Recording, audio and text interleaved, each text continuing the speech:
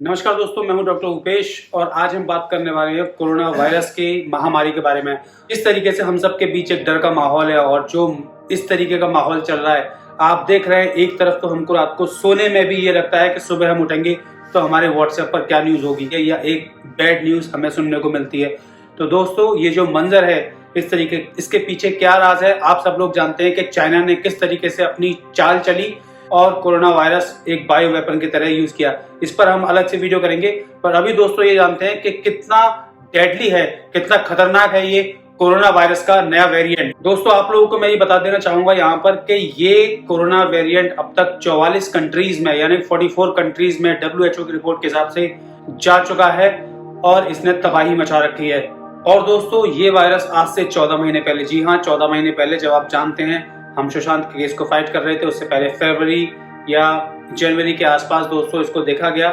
इससे पहले भी ये अक्टूबर दिसंबर 2019 में, जी हाँ 2019 में इसको देखा गया था और अब तक इसने दोस्तों कम से कम 32 लाख लोगों की जान ले ली है। और दोस्तों, इस वायरस के इतने सारे वेरिएंट्स हैं। यूके में अलग वेरिएंट है, यूएस में अलग वेरिएंट है, ब्राजील में अलग वेरिएंट है, साउथ अफ्रीका में अलग वेरिएंट है, कहीं B.1.7 है, कहीं B.1.315 है। इतने सारे म्यूटेशन दोस्तों, आपको बता दूं कि अपनी स्थिति को ये चेंज करता रहता है।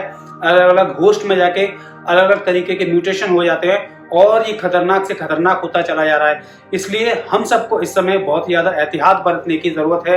और दोस्तों, मैं सबसे पहले आपसे ये कहना चाहूंगा कि ये आपको फिजिकली अटैक करने से पहले आपको मेंटली जरूर अटैक करेगा। तो प्लीज अपनी थॉट्स को पॉजिटिव बनाए रखें। हम जानते हैं कि हम सब बहुत नेगेटिव हो रहे हैं इस चीज को लेकर कि कब किसका समय आ जाए। तो दोस्तों, फिर भी हमें घबराने की जरूरत नहीं है, हमें कुछ ना कुछ उपाय अपने आसपास इसके मिलेंगे। तो दोस्तों, एक तरफ तो ये समस्या है कि इतने सारे म्यूटेशंस इस वायरस के आ चुके हैं, इतना ज्यादा खतरनाक हो चुका है। उधर ही दूसरी तरफ आप देखेंगे कि जो पैसा बनाने वाले लोग हैं इसको अपॉर्चुनिटी की तरह देख रहे हैं। यानी कि आपने देखा कि रेमडेसिविर की कालाबाजारी, आपने देखा ऑक्सीजन कंसंट्रेटर की कालाबाजारी, आपने ऑक्सीजन सिलेंडर की कालाबाजारी देखी, और कितनी बुरी तरीके से ये लोग इस तरह भी इंसानियत छोड़कर इस सब को अपॉर्चुनिटी समझते हैं, इसमें पैसा कमाने। कितने दुख की बात है। क्या वो ये भूल गए हैं कि अगला नंबर उनके परिवार से किसी का हो सकता है? शायद उनको ये खबर नहीं है। तो मैं ऐसे लोगों से जो भी ऐसा कर रहे हैं उनसे हाथ जोड़ के विनती करता हूं, कृपया करके इस समय ऐसा मत कीजिए। इस समय आपको दुनिया का, देश का सबसे ज्यादा साथ देना चाहिए। अगर आपके पास रिसोर्सेज है तो उनका सबसे ज्यादा साथ देना चाहिए। दोस्तों, हमने कितना देखा कि मेडिकल बेड्स बनाए गए थे, जो कोविड बेड्स बनाए गए थे, उनमें कितनी ज्यादा कालाबाजारी, वहां पर भी हमें फ्रॉड देखने को मिली। किस तरीके से फ्रॉडुलेंट बेड्स को ऑक्यूपाई किया गया है। और दोस्तों, इस समय सबसे ज्यादा डर हमें कोरोना वायरस का नहीं है दोस्तों, हमें सबसे ज्यादा डर है कि अगर हमें हो गया तो क्या हमें ऑक्सीजन मिल पाएगी, क्या हमें रेमडेसिविर मिल पाएगा, क्या हमें प्रॉपर चिकित्सा मिल पाएगी, प्रॉपर जो हॉस्पिटलाइजेशन है वो होगा? जी नहीं दोस्तों, बस यही डर हमारी नेगेटिव थॉट्स को और बढ़ावा दे रहा है। दोस्तों, तकरीबन आज से 5 या 6 साल पहले 2015 में एक चाइना की पेपर पब्लिश हुआ था, एक चाइना का। उस पेपर पब्लिशिंग में ये लिखा गया था कि किस तरीके से एक SARS-CoV-2 वायरस को हम बायो वेपन की तरह यूज कर सकते हैं या बायो वेपन की तरह यूज किया जा सकता है। और उसके 6 साल के बाद या तकरीबन 5 साल के बाद हमें ये देखने को मिलता है किस तरीके से इस वायरस ने पूरे विश्व में एक डर का माहौल बना दिया है, एक बायो वेपन की तरह से यूज किया गया है। आपने कई सारी अमेरिकन मूवीज ऐसी देखी होंगी जिनमें बायो वेपन्स यूज किए जाते रहे, जिनमें डेडली वायरसेस यूज किए जाते रहे, डेडली बैक्टीरिया यूज किए जाते रहे। और दोस्तों, अब ये कोविड-19, जी हाँ, सब लोगों का अनुमान सही है कि ये एक बायो वेपन की तरह ही यूज किया गया है। क्योंकि कोई भी वायरस जब अपनी नेचुरल फॉर्म में होता है तो इतनी जल्दी वो म्यूटेशन नहीं करता है दोस्तों, सालों लगते हैं उसे म्यूटेशन करने में, यानी अपने नए रेप्लिकास बनाने में, अपनी नई स्पीसीज बनाने में। पर इस वायरस को एक होस्ट से दूसरे होस्ट में जाते में ही ये अपना म्यूटेशन कर लेता है और कितनी जल्दी ही ये अलग अलग देश में अलग अलग वेरिएंट में हमको देखने को मिला है। अब दोस्तों, यहाँ पर भारत का जो वायरस है, जो भारत में इस समय स्ट्रेन है दोस्तों, वो बहुत ज्यादा चिंताजनक है। आ जाएगा जिस तरीके से इस वायरस के म्यूटेशन हो रहे हैं और जिस तरीके से ये लोग, दूसरे लोग जो कालाबाजारी कर रहे हैं, जो सहायता नहीं कर रहे हैं, इस समय सपोर्ट नहीं कर रहे हैं, किस तरीके से ये इस वायरस को और ज्यादा बढ़ावा दे रहे हैं। तो पूरे विश्व में भारत एक चिंता का विषय बन चुका है इस समय। और दोस्तों, हमको इससे बहुत सबक लेने की जरूरत है। यहाँ पर दोस्तों, मैं आपको यहाँ पर एक चेतावनी देना चाहूंगा, एक छोटी सी चेतावनी कि ये वैक्सीन कितनी ज़्यादा कारगर है। बहुत अच्छी बात है, वैक्सीन लगनी भी चाहिए, पर दूसरी तरफ हमें ये केसेस भी देखने को मिले कि वैक्सीन क्या डेथ रेट यानी कि मॉर्टेलिटी रेट को बढ़ा रही है।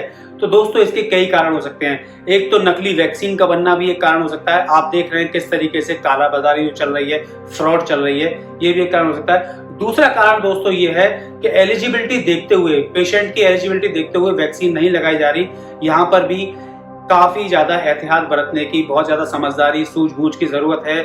जो हमारे वैज्ञानिक हैं या जो हमारे डॉक्टर्स हैं या जो भी पैरामेडिक्स हैं जो वैक्सीन दे रहे हैं, वो बिना सोचे समझे बस वैक्सीन दिए चले जा रहे हैं बिना मेडिकल हिस्ट्री लिए। तो यहाँ पर थोड़ी सी ग्लिच हो रही है दोस्तों। तो मेडिकल हिस्ट्री जानना पेशेंट की बहुत ज़रूरी हो रहा है कि किसको वैक्सीन देना है, किसको नहीं देना है। और दोस्तों हो क्या रहा है, कुछ लोग जिनको ऑलरेडी कोविड हो चुका है, जिनको सिम्टम्स आ चुके हैं, वो वैक्सीन लगवाने जा रहे हैं। तो यहाँ पर ये अलग खतरे को अंजाम देता दिखाई दे रहा है। और दोस्तों इस वायरस पर वैक्सीन ज्यादा इसलिए भी काम नहीं कर पा रही है या करेगी क्योंकि ये अपना म्यूटेशन यानी कि जो इसके स्पाइक्स प्रोटीन है, आपने देखा है ना कोरोना किस तरीके का दिखता है, जिस तरीके से वीडियोस में दिखाया जा रहा है। तो जो इसके स्पाइक्स प्रोटीन है उसमें ये बहुत जल्दी फेरबदल कर लेता है। और जिस तरीके से वैक्सीन इसके स्पाइक प्रोटीन को ओवरकम, जिसे हम की एंड लॉक मैकेनिज्म कहते हैं, जो उस पर बनाया जाता है, और उसके अलावा ये स्पाइक प्रोटीन में म्यूटेशन हो जाता है,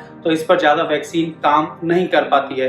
पर फिर भी काफ़ी हद तक मैं आप सबको सलाह दूंगा कि जो लोग एलिजिबल हैं, जिन लोगों को कोई ऐसी परेशानी नहीं है, जिन लोगों को कोई ऐसी मेडिकल हिस्ट्री नहीं है, वो जाएं और वैक्सीनेशन कराएं। काफ़ी हद तक इससे बचाव हो सकता है। और दोस्तों जैसा कि मैंने आपको बताया कितनी जल्दी ये म्यूटेशन कर रहा है, तो आप ये देखेंगे इंडिया में ही इसने अपनी 3 नई स्पीसीज, 3 नए म्यूटेशंस यानी कि 3 नए म्यूटेंट छोड़ दिए हैं। जो मैंने बताया आपको B.1617, इसमें आ गया है B.1617.1.2.3 यानी कि 3 स्ट्रेन्स ऑलरेडी आ चुके हैं इंडिया में, और ये धीरे धीरे बढ़ते चले जा रहे हैं। यानी कि इसके स्पाइक्स प्रोटीन बहुत जल्दी अपने आप को म्यूटेंट कर रहे हैं।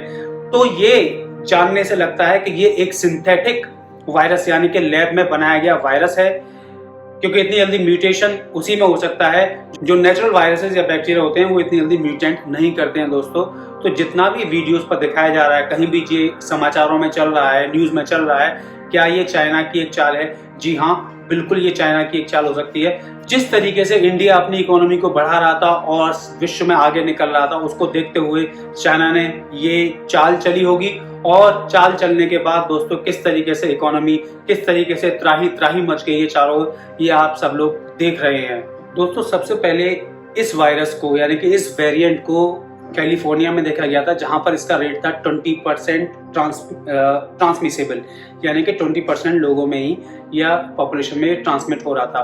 पर जो इंडिया में वेरिएंट जब इसको देखा गया तो कितनी तेजी से ट्रांसमिट हो रहा है। जी हाँ, पर इसके कारण हैं, चाहे आप सरकार का कहें, इंडिया के लोगों का कहें, देश के भारत के लोगों का कहें, जो एपैथी थी यानी कि जो एक सोच थी कि ये भारत से चला गया है, भारत में कुछ नहीं कर पाएगा, ये सोच, और जो प्री प्रिपेयर्डनेस थी वो नहीं होती, और जो प्रॉपर हॉस्पिटल्स की स्थिति होनी चाहिए थी वो ना होने की वजह से ये इतनी तेजी से फैल रहा है। और सबसे ऊपर दोस्तों ये लोग जो फ्रॉड कर रहे हैं, ये इसके सबसे बड़े जिम्मेदार हैं, और ऐसे लोगों को वाकई में बख्शा नहीं जाना चाहिए। हालांकि सब लोग अपनी तरफ से, आप सभी लोग, हम सभी लोग अपनी तरफ से पूरी हेल्प करने की कोशिश कर रहे हैं जिनकी हम कर सकते हैं। बहुत से ऐसे संस्थान भी हैं, मैं आपको बता दूं, मैं दिल्ली में गया था, एक हेमकुंड नाम का संस्थान था, हेमकुंड फाउंडेशन, जो लोगों को फ्री में ऑक्सीजन दे रहे थे, जो लोगों को, जो पेशेंट थे,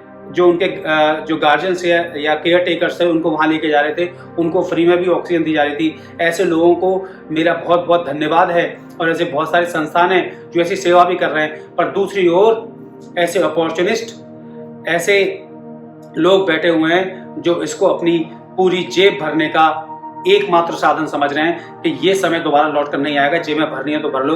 उनसे मैं फिर एक बार कहना चाहूँगा कि अगला नंबर आपके परिवार से किसी व्यक्ति का हो सकता है, तो प्लीज़ ये सोच समझ के इस तरीके की कालाबाजारी को अंजाम दें।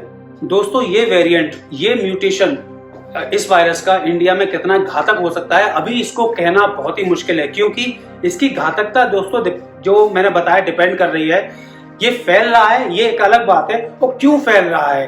क्योंकि लापरवाही की वजह से भी फैल रहा है, ये लगवाते हैं। तो इसको घातक सिद्ध करने के लिए, प्रॉपर तरीके से इस म्यूटेशन को डेडली सिद्ध करने के लिए, कंसाइज करने के लिए इसको ज्यादा से ज्यादा डेटा की जरूरत है, यानी कि एक्चुअल में ये हो क्यों रहा है। क्योंकि हमें जो अब तक ओवरऑल पिक्चर आप सब लोग देख रहे हैं, हमें जो दिखाई दे रहा है लोगों की और अस्पतालों की, चाहे सरकार की कहें या कालाबाजारी करने वालों की कहें, उन सबकी लापरवाही की वजह से ये ज्यादा फैल रहा है।